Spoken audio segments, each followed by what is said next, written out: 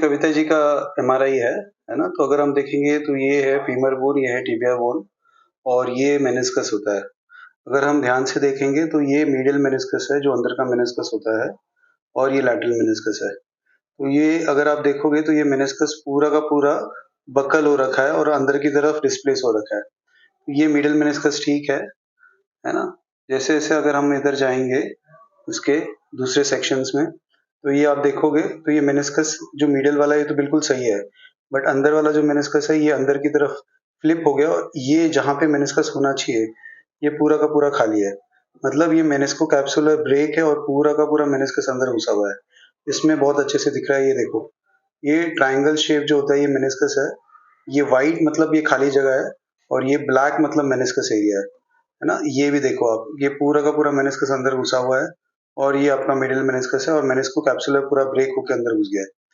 तो यही चीज़ हमको आपके इस सेक्शन में भी दिखेगी कि ये वाला एरिया जो मेनिस्कस पूरा प्रॉपर्ली बैठना चाहिए ये गायब है और ये ऊपर उठा हुआ है और फ्लिप हो रखा है।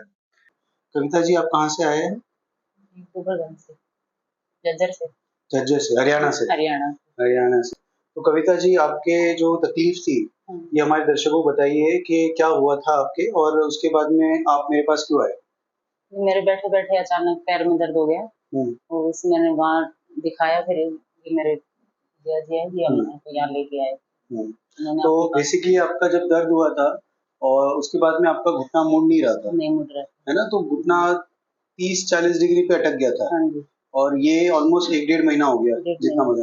तो 1.5 महीने से आप दवाइयाँ ले रहे थे, एक्सरसाइजेस कर रहे थे, आपने अपनी एमआरआई भी कराई थी, एमआरआई करा के आपने डॉक्टर को भी दिखाया था। तो डॉक्टरों ने क्या बोला था आपको? क्या इलाज बताया था? डॉक्टरों ने बोला था कि घुटनों में पानी हो गया, इसकी सफाई होगी। पानी हो गया सर? पर पानी भरा था क्या सच में? नहीं भरा। पानी तो नहीं भरा था, है ना? बेसिकली कविता जी के क्या हुआ था कि जो गद्दी होती है, गद्दी हमारे घुटने में 2 गद्दियाँ होती है, एक मीडियल मेनिस्कस होता है, एक लैटरल मेनिस्कस होता है ना? तो मेनिस्कस जो होती है वो घुटने का शॉक एब्जॉर्बर होती है।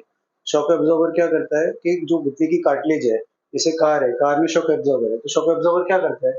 इंजन के ऊपर से जो झटके लगने हैं वो प्रिवेंट करेगा, तो इंजन के ऊपर लोड कम आएगा और इंजन को प्रोटेक्ट करने का काम रहता है। तो वैसे ही मेनिस्कस का काम क्या होता है कि कार्टिलेज को प्रोटेक्ट करना। कार्टिलेज हमारा घुटने का इंजन है, तो वो मेनिस्कस बचाता है।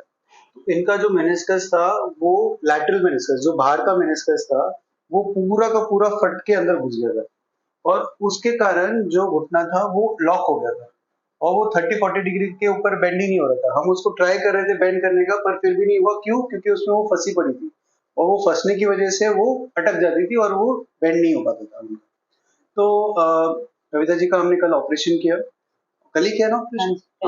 कल किया और उसमें बेसिकली जो मेनिस्कस था, अब मेनिस्कस टेयर्स हमने ऑलरेडी आपको समझाया था दूसरे वीडियोस में कि 3 टाइप के होते हैं। एक तो व्हाइट जोन में, एक रेड व्हाइट जोन में और एक रेड रेड जोन में। अब इसके अलावा भी मेनिस्कस टेयर होता है। वो क्या होता है कि पेरिफेरल टेयर, मतलब मेनिस्को कैप्सुलर जंक्शन, जहाँ पे मेनिस्कस का ओरिजिन हो रहा है वहां से वो टेयर हो जाता है।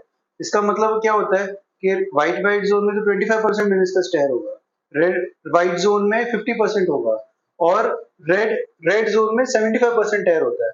और मेनिस्को कैप्सुलर जंक्शन पे अगर टेयर हो गया तो ये 100% टेयर है, मतलब आपका मेनिस्कस 100% फटा हुआ है। अंडरस्टैंड?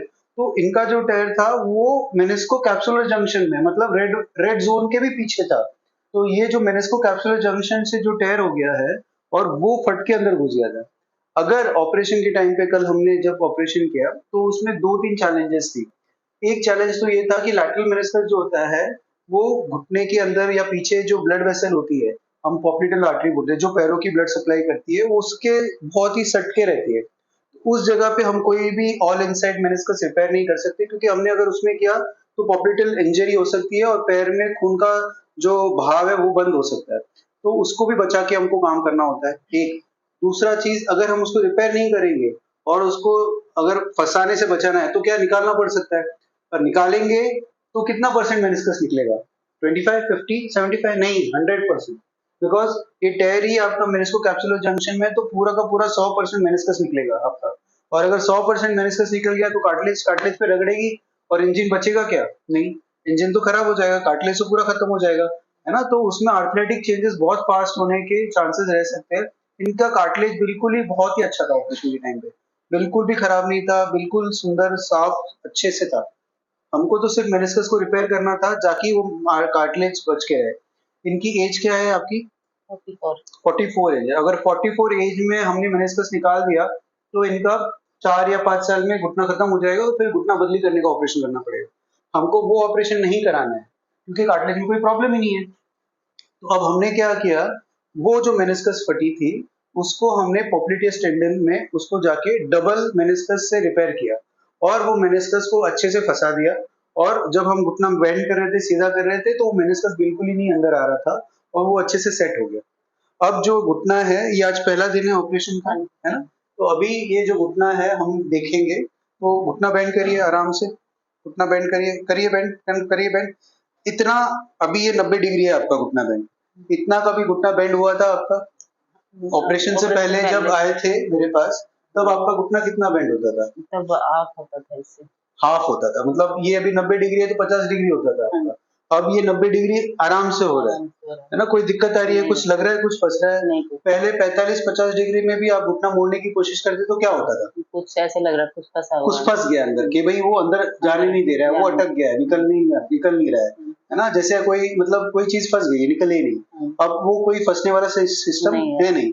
और हमने इनका ऑपरेशन के बाद इमीडिएटली घुटना मोड़ दिया है। ये 90 डिग्री तक खुद बेंड कर रही है आराम से। और मैं चाहूंगा कि जैसे जैसे, तो आज फर्स्ट डे ऑपरेशन का, जैसे जैसे टाइम जाएगा ये मूवमेंट अपने आप आएगी। बस इसको हमको प्रोटेक्ट करना है, मेनिस्कस को 1 महीने तक वजन नहीं देना है ताकि वो जो मेनिस्कस का है वो प्रेशराइज कम रहे और वो हील हो जाए अच्छे से। और आगे जाके ये अपना सारा काम कर पाएगी, सारी चीजें हो जाएगी। यही हमकी शुभकामना है। आपको कुछ हमारे दर्शकों को बताना है कि अगर इनकी कोई दिक्कत है, जिसकी मेनिस्कस में टेयर है या दिक्कत है, या कोई और कोई डायग्नोज नहीं कर पा रहा है, जैसे आपको तो बताया कि पानी भर गया है ना, पानी भरने का तो कोई सीन ही नहीं था। तो आप अगर कोई डायग्नोसिस ही नहीं हो रहा है तो ऑपरेशन कैसे होगा? आपको बताया गया था कि क्या करेंगे, सफाई करेंगे। अब सफाई करेंगे, सफाई का मतलब निकालेंगे। इसका मतलब हम अगर मेनिस्कस को हम अगर सफाई करेंगे मतलब मेनिस्कस को निकालेंगे तो हम कितना मेनिस्कस निकालेंगे? पूरा निकलेगा। तो पॉइंट इज दैट अगर हमारा डायग्नोसिस ही गलत है तो ट्रीटमेंट कितना सही होगा? बात समझ रहे हो? तो सबसे पहले इंपॉर्टेंट क्या होता है? डायग्नोसिस। अगर हम सही राह पे है तभी तो सही डेस्टिनेशन पे पहुंचेंगे, है ना। हमने ट्रेन कटाई है आगरा की और हम पहुंच गए दिल्ली, वो तो गलत हो गया। समझ गए ना मेरी बात? तो ये बहुत जरूरी है, इसलिए सही डॉक्टर के पास जाना, सही इलाज करना और सही ट्रीटमेंट लेना, ये कितना जरूरी है ये आप बताइए हमारे दर्शकों को। आप ले लीजिए। नमस्ते, मैं डॉक्टर सचिन सर को 2019 से जान रहा हूँ। जब मेरे पीछे बैक में पेन हुआ था तो सब डॉक्टर ने मीन्स सर्जरी रिकमेंड की थी, लेकिन उस दौरान सचिन सर ने मेरे को काफ़ी कुछ limited precautions and medical treatment से ही मेरे को एकदम फिट एंड फाइन बना दिया। आज मैं बिल्कुल फिट हूँ और मैं बैडमिंटन भी खेलता हूँ।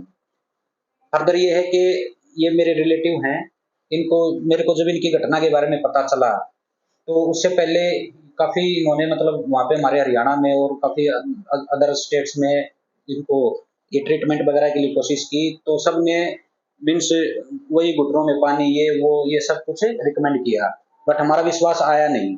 फर्दर फाइनली हम जब सचिन सर के साथ मिले तो पहले से तो जानते ही थे, पहले का विश्वास था, उसके बाद फिर विश्वास तो दोबारा डबल हो गया।